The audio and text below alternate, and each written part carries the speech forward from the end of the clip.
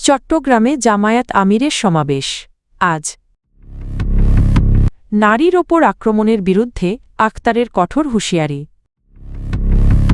Football প্রতীককে মানুষ উৎসাহের সঙ্গে গ্রহণ করেছেন, তাসনিম জারা। নারীদের অধিকার সমুন্নত রাখতে কাজ করবে বিএনপি, ইশরাক। বিতর্কিত নির্বাচনের চেষ্টা হলে কঠোর সিদ্ধান্ত, আসিফ মাহমুদ।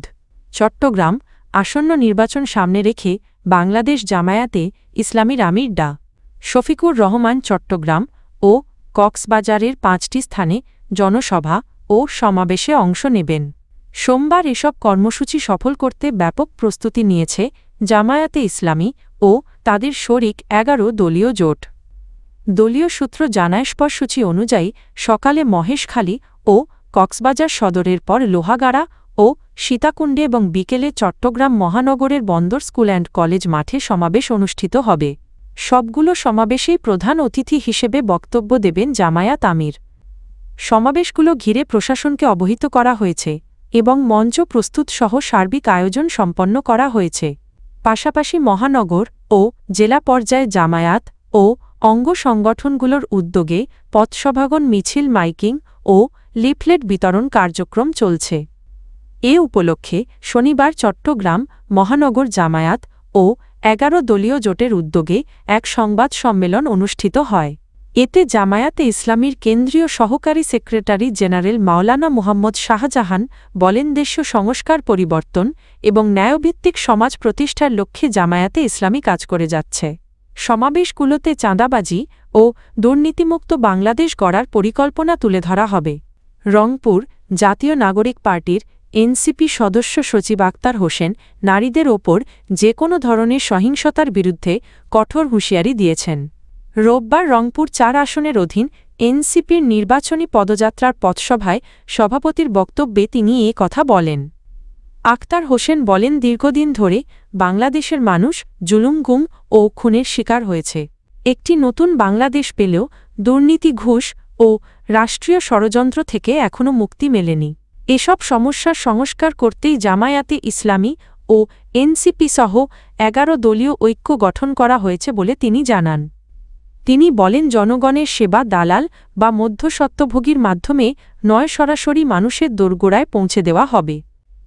কাউনিয়া ও হারাগাছা এলাকায় সব আয়ব্যয়ের হিসাব প্রকাশ্যে বোর্ডে প্রদর্শনের পাশাপাশি গর্ভবতী মায়েদের নিরাপদ প্রসব নিশ্চিত করতে ভ্রাম্যমাণ মেডিকেল সেন্টার চালুর প্রতিশ্রুতি দেন তিনি। এনসিপি সদস্য সচিব আরও বলেন, ১১ দলীয় জোট নির্বাচিত হলে তিস্তা মহাপরিকল্পনা বাস্তবায়ন এবং উত্তরাঞ্চলের দীর্ঘদিনের উন্নয়ন বৈষম্য দূর করা হবে। তিনি দাবি করেন, জনগণের ঐক্য ও ত্যাগের মাধ্যমেই ফ্যাসিবাদমুক্ত বাংলাদেশ সম্ভব হয়েছে এবং সেই চেতনাতেই উন্নয়ন এগিয়ে নেওয়া হবে। ঢাকা ৯ আসনের স্বতন্ত্র প্রার্থী তাসনিম জারা বলেছেন, স্বল্প সময়ে নির্বাচনী প্রতীক ফুটবল ভোটারদের মধ্যে পরিচিত করা একটি বড় চ্যালেঞ্জ ছিল। তবে সামাজিক যোগাযোগ মাধ্যম ও গণমাধ্যমের সহায়তায় ভোটাররা নিজেরাই প্রতীকটি সম্পর্কে জানছেন এবং ইতিবাচক সাড়া দিচ্ছেন। রোববার দুপুরে ঢাকা -৯ আসনের সবুজবাগের বাগপাড়া এলাকায় নির্বাচনী প্রচারণাকালে তিনি এসব কথা বলেন। তাসনিম জারা বলেন যে, পরিবর্তনের লক্ষ্যে মানুষ জীবন বাজি রেখে রাস্তায় নেমেছিল, সেই সংস্কার বাস্তবায়ন এবং অর্থ ও পেশিশক্তির প্রভাবমুক্ত রাজনীতির জন্য একটি কার্যকর পরিবেশ তৈরি করা জরুরি। তিনি জানান, মাঠ পর্যায়ে হেঁটে হেঁটে প্রচারের পাশাপাশি বাড়ি বাড়ি গিয়ে তাঁর টিম কাজ করছে। একই সঙ্গে ডিজিটাল প্ল্যাটফর্মেও প্রচারণা চলছে। দেশ ও বিদেশে থাকা স্বেচ্ছাসেবকরাও নিজ নিজ পরিচিতজনের মাধ্যমে ভোটারদের ফুটবল প্রতীকে ভোট দেওয়ার আহ্বান জানাচ্ছেন।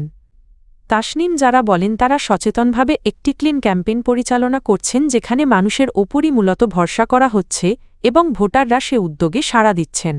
ঢাকা ৬ আসনে বিএনপি মনোনীত প্রার্থী ইশরাক হোসেন বলেছেন, নারীদের অধিকার ও নিরাপত্তা নিশ্চিত করতে বিএনপি কাজ করে যাবে। রোববার সকালে রাজধানীর সূত্রাপুর এলাকায় জনসংযোগকালে তিনি এ কথা বলেন। ইশরাক হোসেন বলেন, নারীদের নিরাপত্তা বিঘ্নিত হয় এমন কোনো পরিস্থিতি তৈরি হতে দেওয়া হবে না এবং নারীদের অধিকার সমুন্নত রাখতে বিএনপির কার্যক্রম অব্যাহত থাকবে। নির্বাচন প্রসঙ্গে তিনি বলেন, গত ১.৫ বছর যারা সরকার পরিচালনা করেছে তারা বিভিন্নভাবে নির্বাচনী প্রক্রিয়াকে বিতর্কিত করার চেষ্টা করছে। এই সময় তিনি নেতাকর্মীদের প্রতিদ্বন্দ্বী দলের উস্কানিমূলক বক্তব্যে পা না দেবার আহ্বান জানান।